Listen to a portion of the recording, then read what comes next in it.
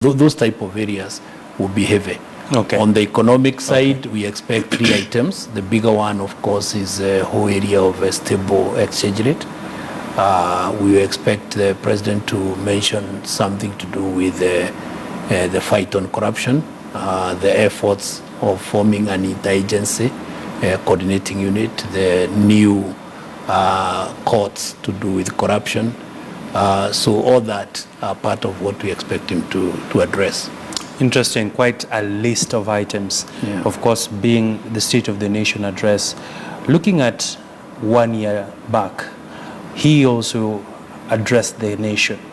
Some of the key issues that he did talk about was they've been able to increase energy production. They've also been able to scale up devolution in terms of ensuring that counties get their specific shareable revenue. Of course, all this being up for mention, but in real essence, the State of the Nation is a time when the president benchmarks with what he promised, really, if I'm not wrong, Karimi. Officially, and this is something Kenyans need to understand, it is not him telling us what he wants. We have told him what we need to be told, which is what we call at 132. Mm-hmm. Now, what we haven't done over the last 3 years, which is unfortunate, and this is maybe a challenge to our parliamentarians, the wording of Article 132 is once every year, a special session of parliament, the president will discuss 2 things. What measures he has put in place for us to realize Article 10. Yeah. 2, the progress in that measure. So because we didn't establish measures, of course, one part of his speech, which is the progress done, is now an imaginary discussion. And I think that's where, if you listen to the opposition or the ordinary Kenyan, once in a while they have that disconnect. Mm-hmm. You are saying you did this, but we don't seem to hear this. Yeah. So I think from the speech this year, Parliament should take it upon itself to now sit back and ask, on the item called releasing power under devolution, what do we want to measure next year? So they then come in and say, okay, the way you release money to the county is something we want to measure.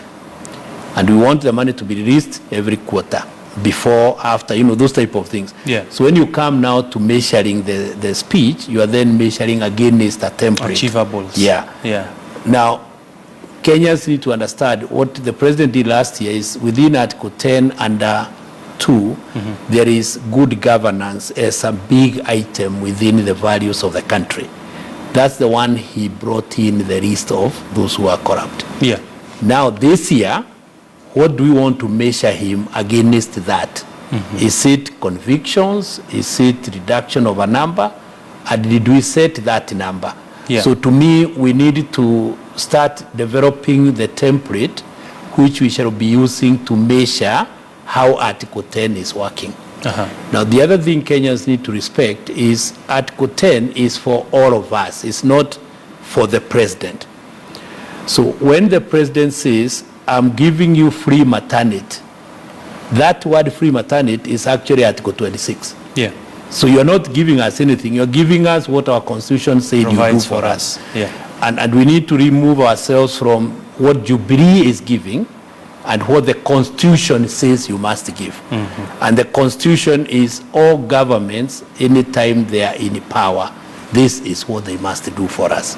Correct. Yes. Karimi, looking at the economy as is at the moment, we are seeing inflation is sort of within the range of about less than 7.5%. Mm. If you look at the other macroeconomic issues such as unemployment, it's standing at just about 40%. This is according to the World Bank.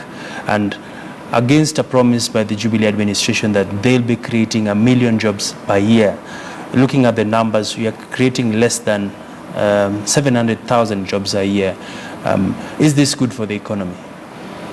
I know we'll be hearing we have created a number bigger than 800,000, mm-hmm. okay, which is the traditional, what we call informal sector created jobs. But to be specific, what we need to agree is what was the promise to Kenyans. The promise to Kenyans is documented in what we call the medium-term plan number 2. The wording, and I quote, is that by end of 2018, all Kenyans' earnings will have gone to a level where they will be crapping. So what we need to ask ourselves is, are we feeling those increase in earnings? Now the increase in earnings will be measured in terms of jobs which you are doing, will be measured in terms of your ability to sustain your basic needs like health, housing. So I think those are the areas we need to interrogate. What is the economy doing to give you that indirect realization of feeling nice in terms of your ability to earn? Where we are sitting, and I think this is something the Jubilee system needs to get right, we need to help Kenyans to internalize we are on the foundational side.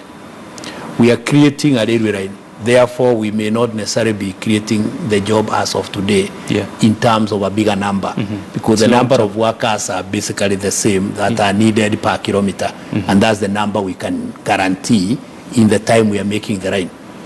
But what do we need you as a Kenyan to be doing now so that when the railway is in place, there are goods to be taken to Mombasa. There are export goods that are coming from the county you belong.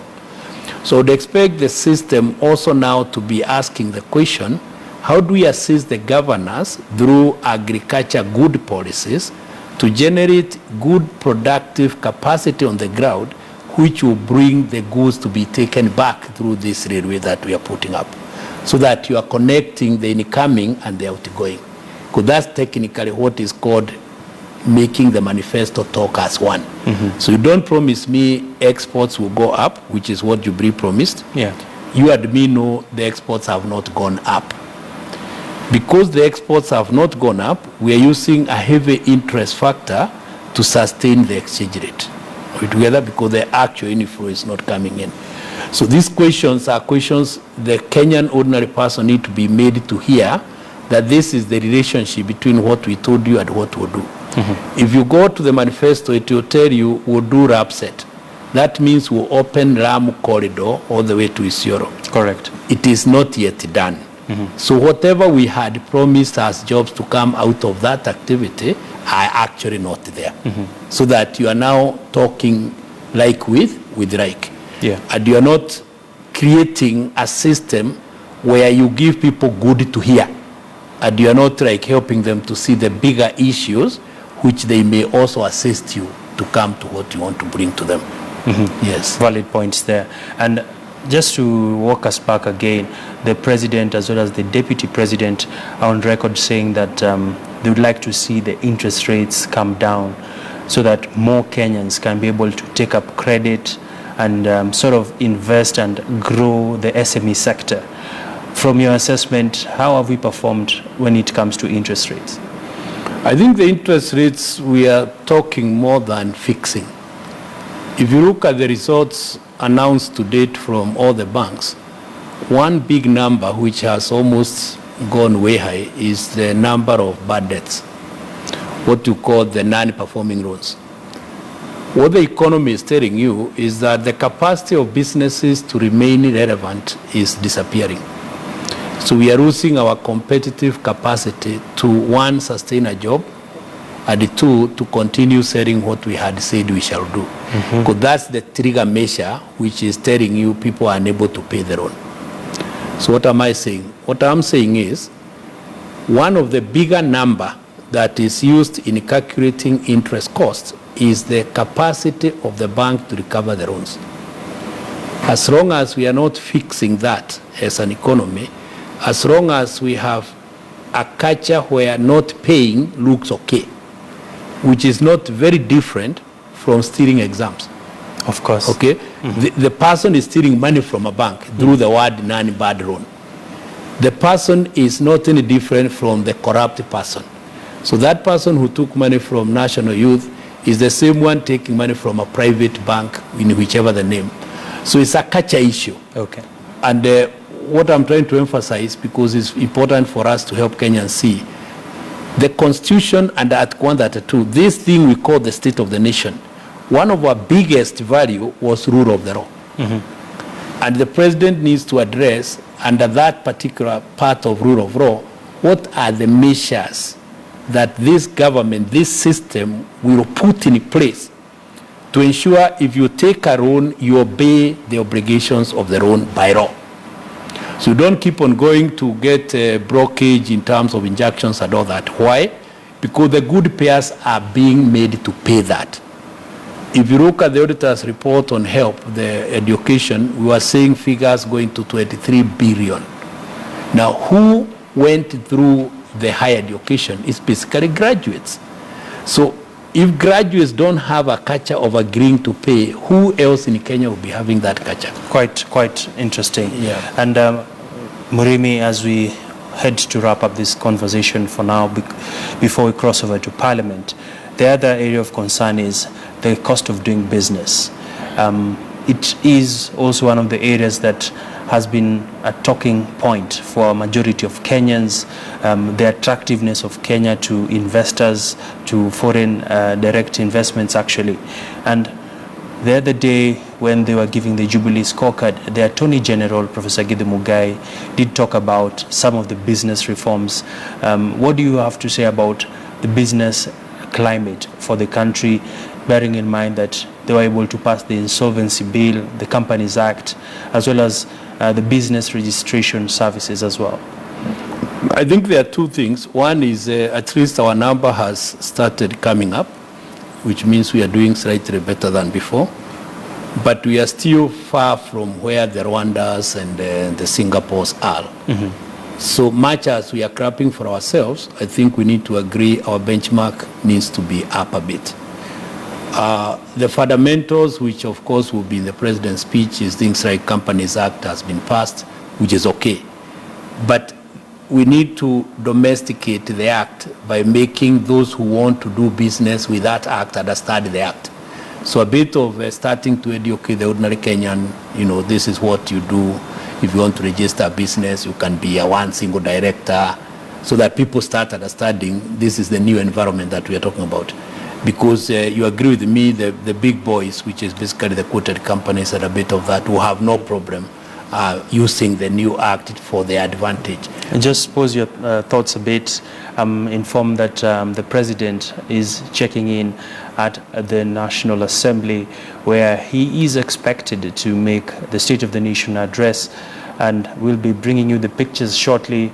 And we are covering this particular issue of the State of the Nation address, which comes once a year, that the government lays out some of the key achievements that it has made in office, as well as some of the challenges that they have faced. Of course, a lot of expectations from Kenyans to hear from the president in terms of what he is intending to do. With the issue of corruption, corruption has been a key area of focus for the society. A lot of corruption cases coming up.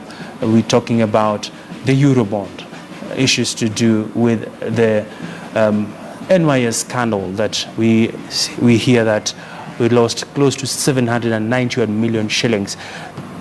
Pictures there coming to us live from Parliament, where the Air Force is about to make their parade as the president is set to inspect them. Let's now listen in on what's happening from that side.